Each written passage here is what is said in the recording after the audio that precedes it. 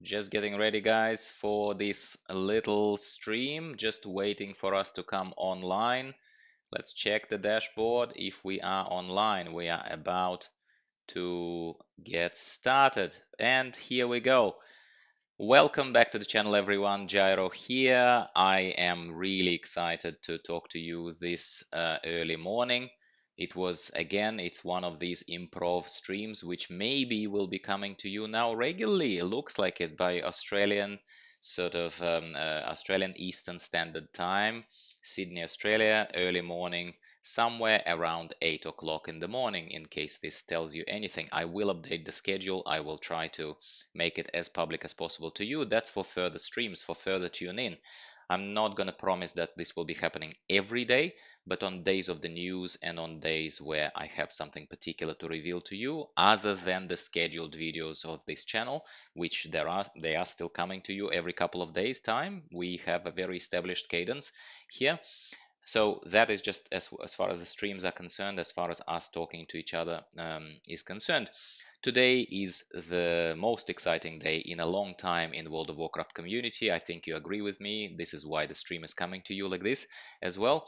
It's the 7th of April 2020, and the game director Ion Hazzikostas has announced that Alpha, Shadowlands Alpha, is finally going to hit live servers, so to speak, the public beta servers this week.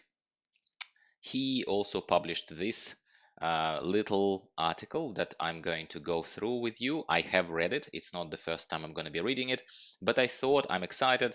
I think you would be excited as obviously fans of the game, and I'd like to discuss this with you if you don't mind. So again, I don't expect that many of you are awake or otherwise watching live right now by Sydney time, but if you are, please say hello in the comments. I am not watching or monitoring the chat as of yet, but at the same time, I'd love to see your comments afterwards and I'd love to respond to them. And leave your comments as always down below when this video gets published on the channel. Please do, because these are super exciting times. I'd love to hear what you guys expect from Shadowlands, and I would love to share with you what I expect from Shadowlands. So this is an unplanned stream, as I said.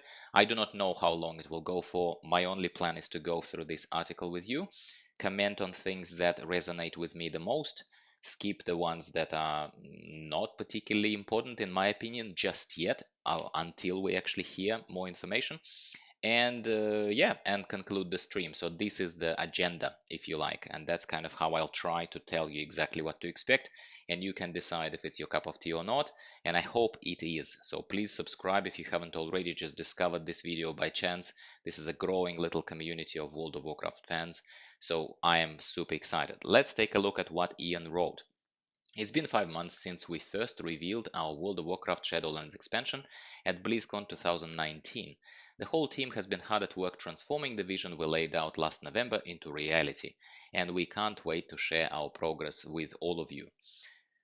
If you have been watching BlizzCon 2019, I was on the virtual ticket watching it, and I would say I was excited, more excited about Shadowlands than I was about, let's say, BFA when BFA was announced. Definitely more excited.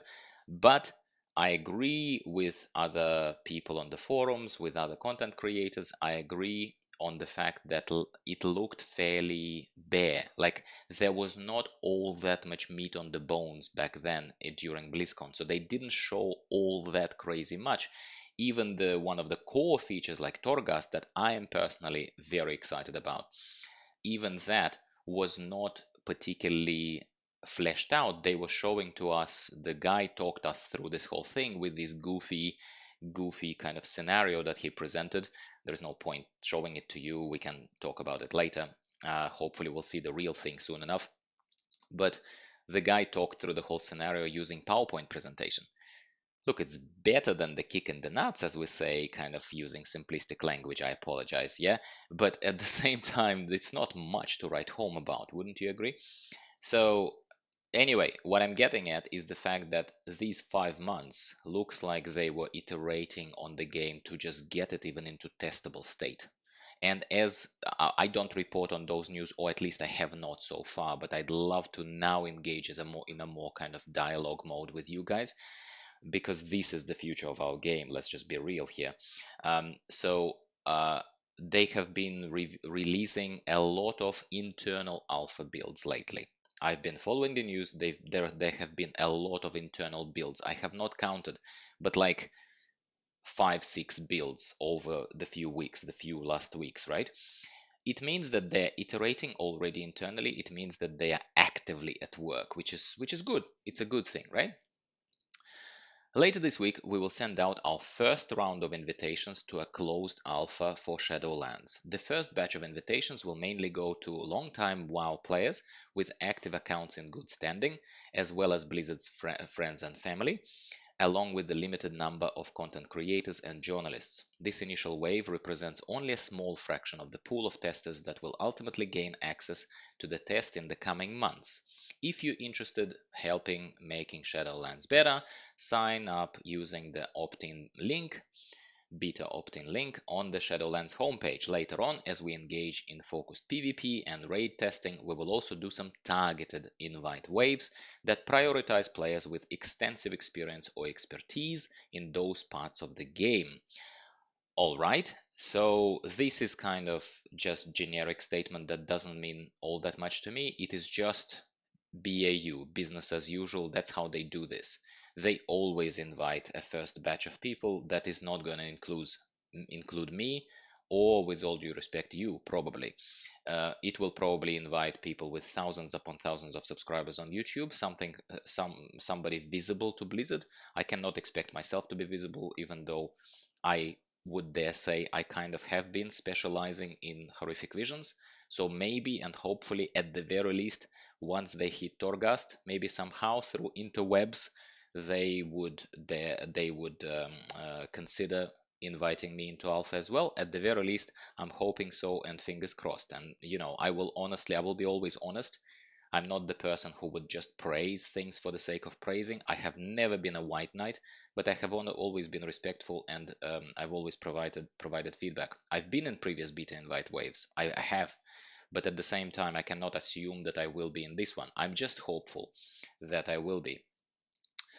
When the alpha servers go live, we will have the full level up experience in the zone of Bastion available, along with its accompanying dungeon, the Necrotic Wake. Testers who are interested in checking out our revamped new player experience can play through the Alliance version of the new zone and tutorials. We'll aim to roll out new content on a regular basis throughout the test cycle. Later in April, we hope to offer the zone of Revendreth, as well as look at Torghast, Tower of the Damned, our endless dungeon experience. We will continue to unlock content such as zones, dungeons, and game quest lines when they're ready for feedback, using template characters as needed to focus testing and feedback on specific parts of the game. Once everything has been released into a test environment, we'll officially move into a beta phase, wiping all characters and kicking off a larger round of invites for the end-to-end test of the entire Shadowlands experience. A lot of stuff there, nothing too tremendous, nothing too groundbreaking, but we do know that there will be leveling experience available to be tested, which again, unsurprising, as normal as one would expect. Most interesting thing to me in this paragraph is that they are open about the fact that when they think they'll be revealing new zones and Torghast specifically, like I said, to a channel that is centered around Horrific Visions experience, and as I believe that it is the best soloable casual content available in the game right now, and hoping for the future in the same direction. So Torghast is going to be available. They're hoping sometime in April. I would also like to stress here one point. I am always, how we talk about, I'm always about open developer communication. I'm always about them being open with us rather than closed. I do understand that it comes with a little bit of a fear for developers to set the false expectations or whatever it is, and you know, people are not always gracious, let's put it that way. They criticize developers left and right. I have criticized developers, but you need to be constructive and you need to be respectful. Some people don't do that. They just slam them for, oh, you said it will be released, blah, blah, and now it's not. As a person who was very closely connected to software development for many, many, many years, I can tell you that plans change, iterations change, priorities change, etc. So things get pushed back. That is fully understandable, right?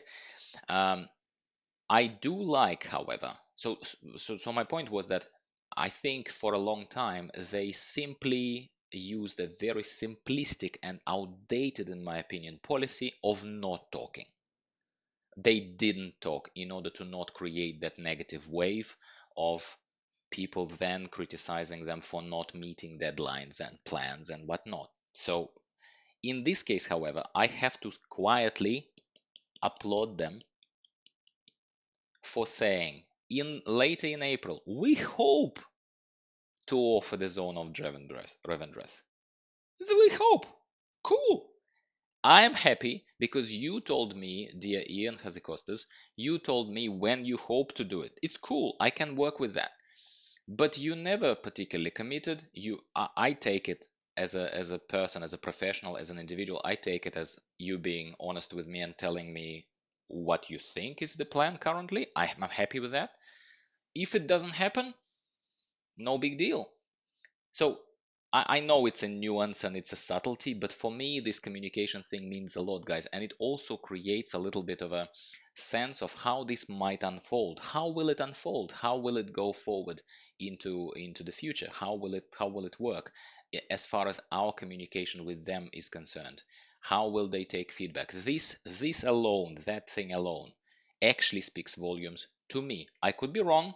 I could be reading too much into it, but hey, this is the only thing I have to read into for months and months, so I'm gonna freaking do it. Let's keep reading. While content will be rolled out, excuse me, I have to mute myself so that I can cough. There is nothing wrong with my voice, but there is nothing wrong with my health. It's just my throat gets a bit dry. Apologies, this is a live stream. Once again, in case you're watching a VOD and you think, what is wrong with you, man? Like, why didn't you edit it out? It is a live stream. Excuse me. Here we go. While content will be rolled out methodically over the course of alpha, many of the underlying system changes will be apparent from the moment players first log in later this week, and there will be hints of others that are still in progress. A few examples. Players of all 12 classes will immediately see changes in their spellbooks, talents, and in some cases in other resources. Duh.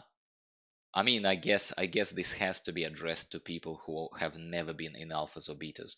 I guess he has to use the lowest possible denominator, so to speak, and talk to people who might just be like, "Oh, I have no idea. Where am I?" Like, yeah, yeah.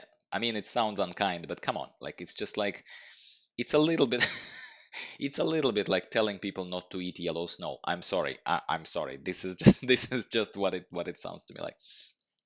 We'll have a separate blog coming out in the coming days discussing how we applied class design philosophies we laid out at BlizzCon 2019 and giving key examples of the sorts of changes to expect for each class and their specializations. Unlike the last couple of expansion alphas, where the conversation with community often began with us saying, "Let us know which spells you miss most." This time around, we're eager to hear whether we've gone too far with unpruning. Maybe a bunch of folks actually really hated Eyes of the Beast all along. Who knows?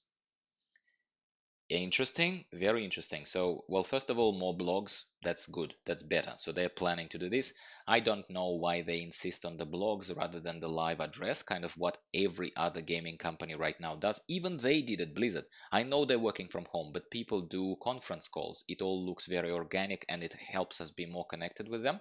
I would actually take that chat with Ian, even if they're working from home at Blizzard, just like a lot of us do right now these days. I would take that chat over another blog to read any time of the day, but I will take a blog as well. It's fine by me. Also, as you remember, if you remember, at BlizzCon 2019, they brought back Brian Halinka, who Ian jokingly called Kalinka the Unpruner. Basically, he used to be a PvP game designer for many years on World of Warcraft, then disappeared somewhere into the ether, working probably on mobile projects, no doubt, in the bowels of Blizzard. And now he's back unpruning. It's yet to be revealed how much he unprunes. Me, personally, I am not excited about unpruning. Look, you can feel however you feel about this. Tell me in the comments down below if you feel that unpruning is absolutely necessary and all that kind of stuff. That's fine by me. But I am not excited about unpruning. Yes, I could use a couple of extra abilities, but I would rather have some new ones, have some cool ones, have some, rather than get amplify magic back on a mage. I don't care. I don't care. I don't mind. Yes, in some cases, maybe the designs became a bit simplistic. I'm okay with that. But first of all, I'd like them, as they unprune, I'd like them to not go too far, making some unpruned abilities mandatory for efficient rotation of a certain DPS class, for example. So I don't want unpruning to automatically mean complication of the game or of rotations or of playing a certain class or certain spec or certain, yeah. That's what I don't want, and that's what makes me a little bit anxious here, because Halinka will come back, want to put his stamp on the game again. He will, guaranteed. Yeah, the guy has ego, and that's not necessarily a bad thing, but he has it, okay? It's just the type of a person, all right? And he will want to put a stamp on it, his stamp on it, and he will say, oh, you guys get 4 extra things, and you have to use 2 out of those. You get 7 out of this, and you get 2 of those, and you have to use 2 of those in your rotation. That, if it's like that, I will not be particularly happy. But again, at this stage, please don't mind me speculating, because all we can do is speculate at this stage. I hope you're on the same wavelength as me. Let's keep reading. We have been making improvements in our quest interface. That's interesting. With an eye towards better distinguishing major quests that are required to advance the narrative from optional side quests that tell more localized stories. Our work in progress 3D indicator of tracked quest objective locations will be available to use, which aims to reduce the need to bring up the map when navigating the world and help more clearly identify when an objective is above or below you. Helpful. We're also rolling out system that allows players to set a personal waypoint on the map, as well as share that pin in chat channels, so that you should no longer need to an add-on to convey exactly where Rust Feather just spawned. Look, they are clearly trying to invest quite a lot of effort upfront into leveling experience, into improvement of leveling experience. They want to make end game and progression through the game more accessible for new starters. That is what it is about. They are trying to make it as accessible, as seamless, and better. Overall, especially for altoholics like me, it's a good thing. I say it's a good thing. I need to cough once again. Apologies.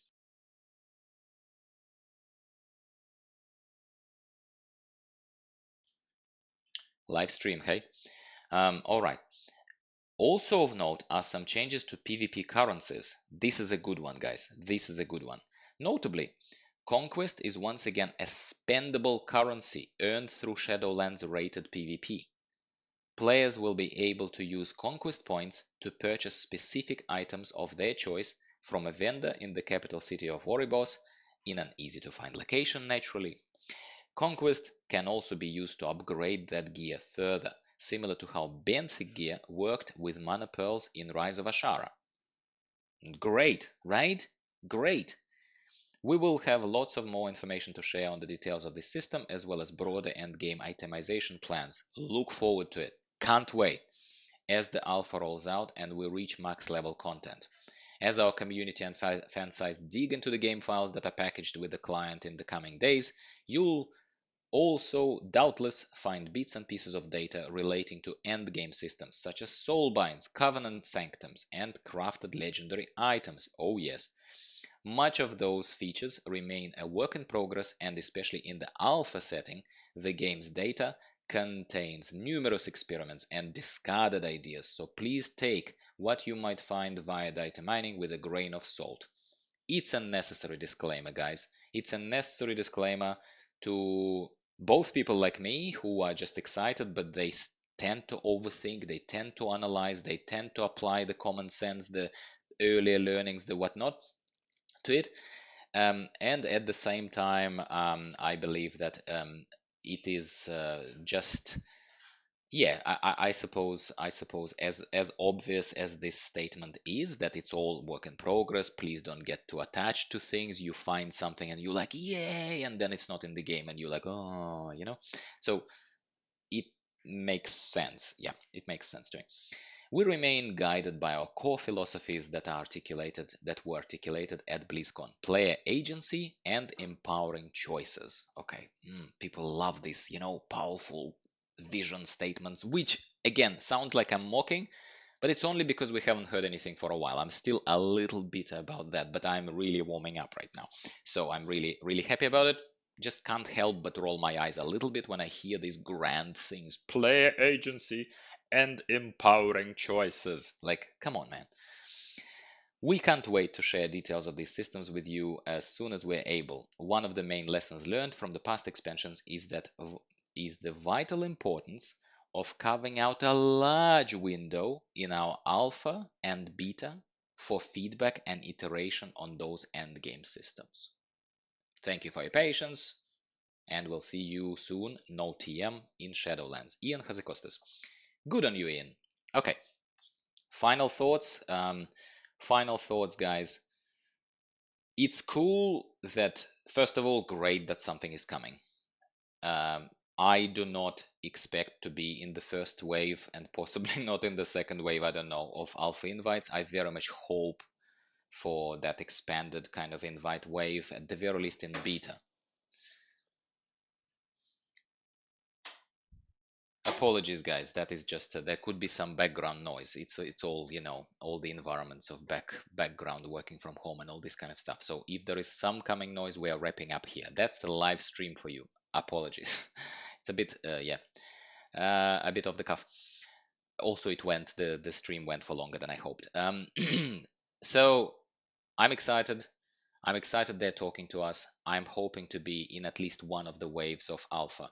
Even if I'm not invited into Alpha, first wave, second wave, whatever, whichever wave, I'm gonna fish out information and I'm gonna be updating you on my thoughts, welcoming your feedback, your thoughts on whatever is going on in the space of World of Warcraft over the coming weeks and possibly months now. And that's about it. So that's what I'm thinking. That's what I wanted to share with you this morning. Hopefully you enjoyed this little narrative from me, my own thoughts. And please leave your comments below. Let me know what you expect from Alpha the most. What excites you the most from this announcement? Did something stand out to you specifically the most? Tell me what it is. Currencies are great. It's great that data mining is going to start. Speculation is always fun. Come on. We've been waiting for this for months. Anyway, that's it for now. I'd like to once again thank you very much for being with me either this early morning in Sydney or tuning in later into the VOD of this little stream. Please like it for visibility. The more of us, the merrier in the comments, don't you think? And subscribe if you haven't already for more horrific visions and Alpha, Shadowlands. Even if I'm not in it, I'm gonna comment on it. I'm gonna fish out information and comment on it. So again, thanks a lot. I'll be talking to you very soon.